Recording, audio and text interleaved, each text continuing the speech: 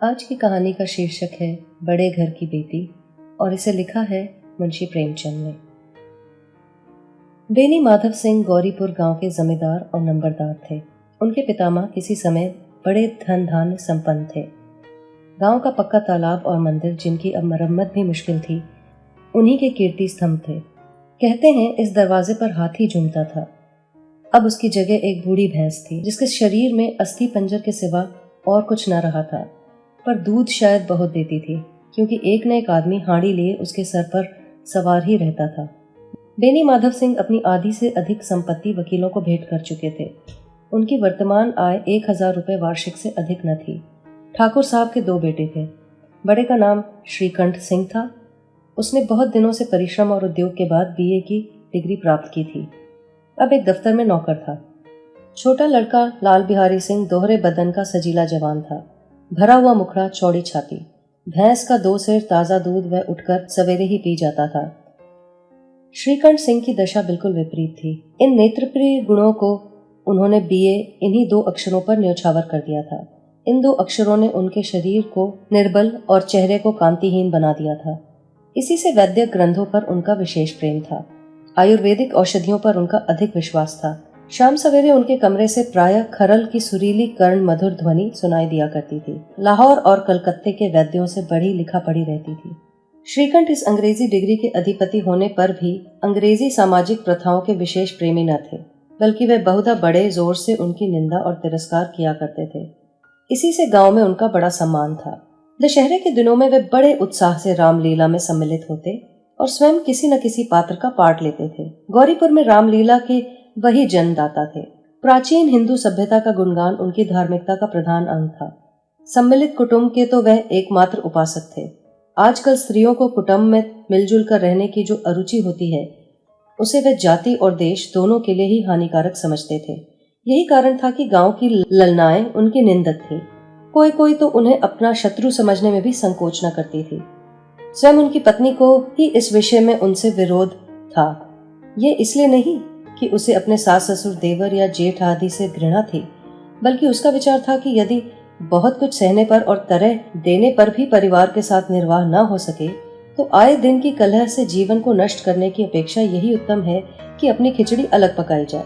आनंदी एक बड़े उच्च कुल की लड़की थी। उसके बाप एक छोटी सी रियासत के ताल्लुकेदार थे।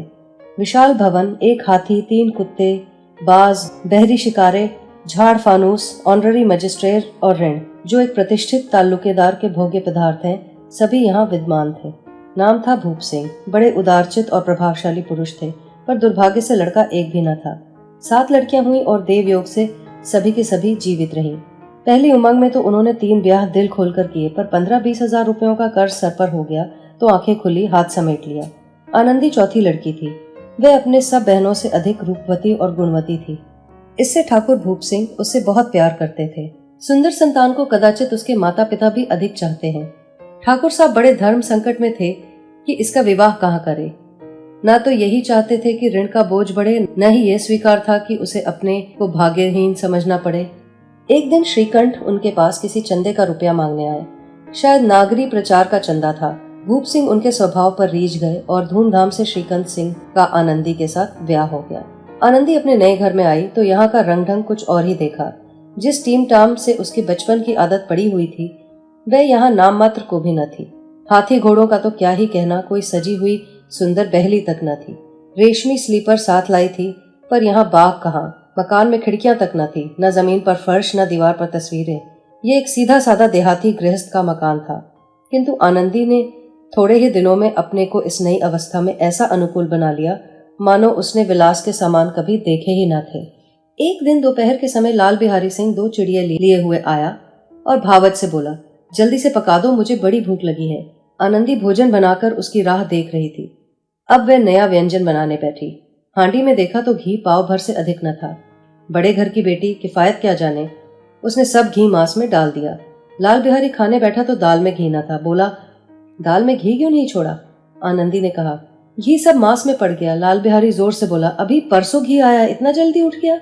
आनंदी ने उत्तर दिया, आज तो कुल पाव भर रहा होगा, वह सब मैंने मांस में डाल दिया। जिस तरह सूखी लकड़ी जल्दी से जल जाती है, उसी तरह शुभदा से बावला मनुष्य जरा जरा सी बात पर तिनक जाता है। लाल बिहारी को भावच की यह ढिठाई बहुत बुरी मालूम हुई। तिनक कर बोला, मैके में तो चाहे घी की नदी बहती हो, स्त्री गालियां सह लेती हैं, मार भी सह लेती हैं, पर मैके की निंदा उनसे नहीं सही जाती। आनंदी मुंह फेर कर बोली, हाथी मरा भी तो 9 लाख का, वहां इतना घी नित्य नाई का हार खा जाते हैं। लाल बिहारी जल गया, थाली उठाकर पलट दी और बोला, जी चाहता है जीप पकड़ के खींच लूं। आनंदी को भी क्रोध आ गया, मुंह लाल हो गया, बोली, वह होते तो आज इसका मजा चखाते। अब अपड़ उज्झट ठाकुर से न रहा गया। उसकी स्त्री एक साधारण जमींदार की बेटी थी। जब जी चाहता उस पर हाथ साफ कर लिया करता था।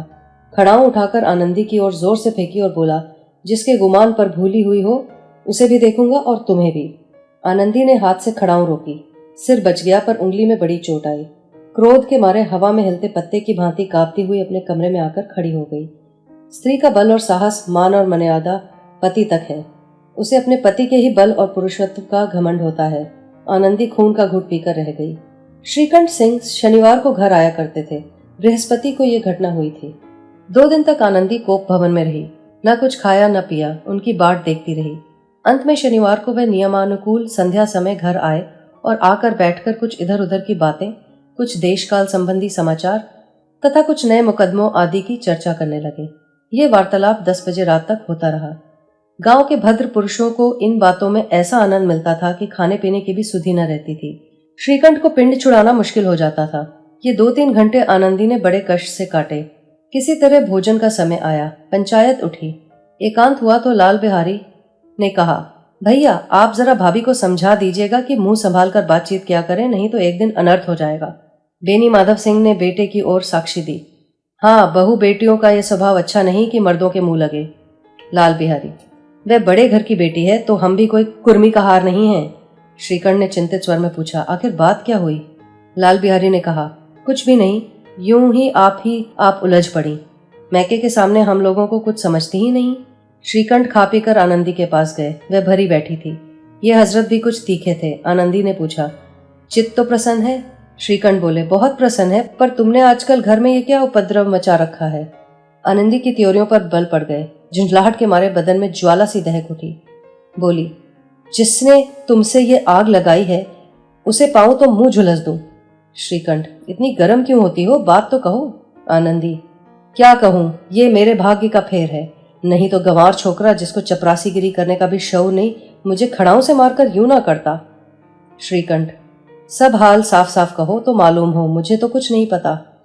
आनंदी, परसों तुम्हारे लाडले भाई ने मुझे मांस पकाने को कहा। घी हांडी में पाव भर से अधिक न था, वह सब मैंने मांस में डाल दिया। जब खाने बैठा तो कहने लगा, दाल में घी क्यों नहीं है? बस इसी पर मैके को बुरा भला कहने लगा। मुझसे न रहा गया। मैंने कहा, वहां इतना घी तो नाई का हार खा जाते हैं और किसी को जान भी नहीं पड़ता। बस इतनी सी बात पर इस अन्यायी ने मुझ पर खड़ाऊ फेंक मारी। यदि हाथ से न रोक लूं तो सिर फट जाए। उसी से पूछो मैंने जो कुछ कहा है वह सच है या झूठ। श्रीकंठ की आंखें लाल हो गई। बोले, यहां तक तो हो गया इस छोकरे का ये साहस। आनंदी स्त्रियों के स्वभाव अनुसार रोने लगी, क्योंकि आंसू उनकी पलकों पर रहते हैं। श्रीकंठ बड़े धैर्यवान और शांत पुरुष थे। उन्हें कदाचित ही कभी क्रोध आता था। स्त्रियों के आंसू पुरुष की क्रोधाग्नि भड़काने में तेल का काम देते हैं। रात भर करवटें बदलते रहे। उद्विग्नता के कारण पलक तक नहीं झपकी। प्रातःकाल अपने बाप के पास जाकर बोले, दादा, अब इस घर में मेरा निभाना होगा। इस तरह की विद्रोहपूर्ण बातें कहने पर श्रीकंठ ने कितनी बार ही अपने मित्रों को आड़े हाथों लिया था, पर दुर्भाग्य आज उन्हें स्वयं ही ये बातें अपने मुंह से कहनी पड़ी। दूसरों को उपदेश देना भी कितना सहज है। बेनी माधव सिंह घबरा उठे और बोले, क्यों? श्रीकंठ, इसलिए कि मुझे भी अपनी मान प्रतिष्ठा का कुछ विचार है। आपके घर में अब अन्याय और हठ का प्रकोप हो रहा है। जिनको बड़ों का आदर सम्मान करना चाहिए वे उनके सिर चढ़ते हैं। मैं दूसरे का नौकर ठहरा, घर पर नहीं रहता। यहाँ मेरे पीछे स्त्रियों पर खड़ाऊ और जूतों के बौछारें होती हैं। कड़ी बात तक चिंता नहीं, कोई एक की दो कह दे वह मैं सह सकता हूँ, किंतु यह कदापि नहीं हो सकता कि मेरे ऊपर लात घुसे पड़े और मैं दम न मारूं। बेनी माधव सिंह कुछ जवाब न दे सके। श्रीकंठ सदैव उनका आदर करते थे। उनके ऐसे तेवर देखकर एक बूढ़ा ठाकुर अवाक रह गया। केवल इतना ही बोला, बेटा तुम बुद्धिमान होकर ऐसी बातें करते हो। स्त्रियां इस तरह घर का नाश कर देती हैं, उनको बहुत सिर चढ़ाना अच्छा नहीं।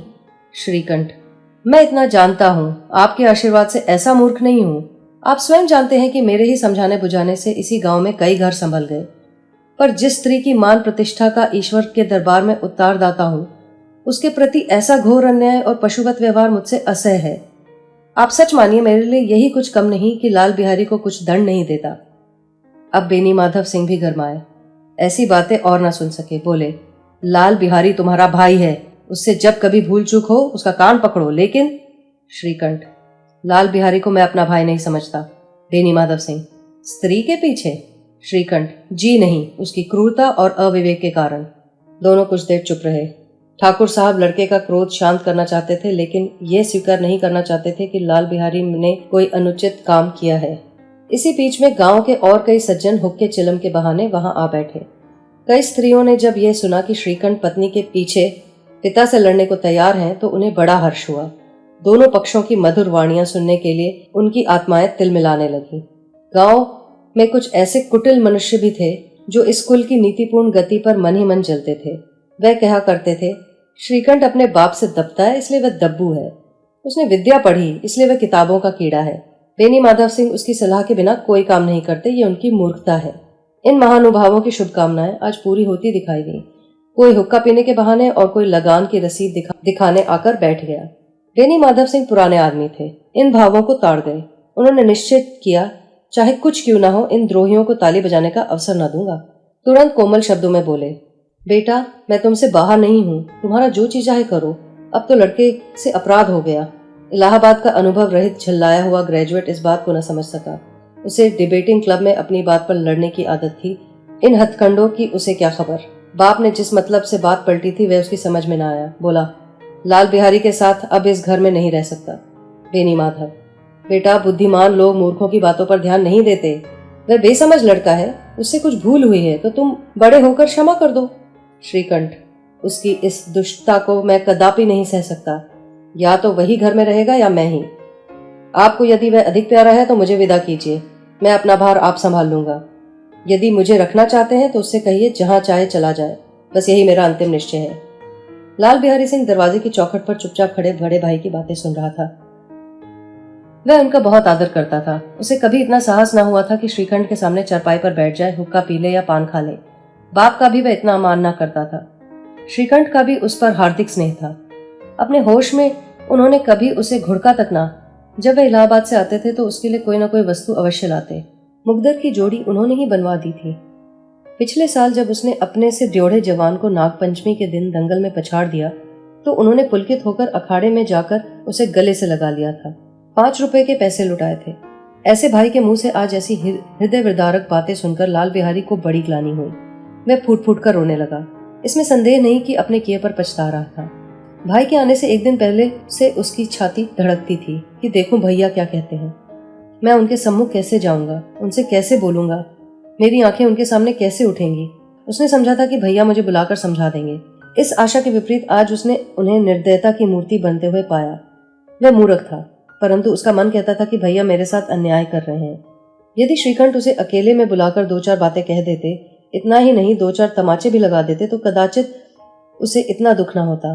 पर भाई का ये कहना कि अब मैं इसकी सूरत नहीं देखना चाहता, लाल बिहारी से ना सहा गया। वह रोता हुआ घर आया। कोठरी में जाकर कपड़े पहने, आंखें पोंछी, जिससे कोई ये न समझे कि रोता था। तब आनंदी के द्वार पर आकर बोला, भाभी, भैया ने निश्चय किया है कि वे मेरे साथ इस घर में न रहेंगे। अब वे मेरा मुंह नहीं देखना चाहते, इसलिए अब मैं जाता हूँ। उन्हें फिर मुंह न दिखाऊंगा। मुझसे जो कुछ अपराध हुआ है उसे क्षमा करना। यह कहते कहते लाल बिहारी का गला भर आया। जिस समय लाल बिहारी सिंह सिर झुकाए आनंदी के द्वार पर खड़ा था, उसी समय श्रीकंठ सिंह आंखें लाल किए बाहर से आए।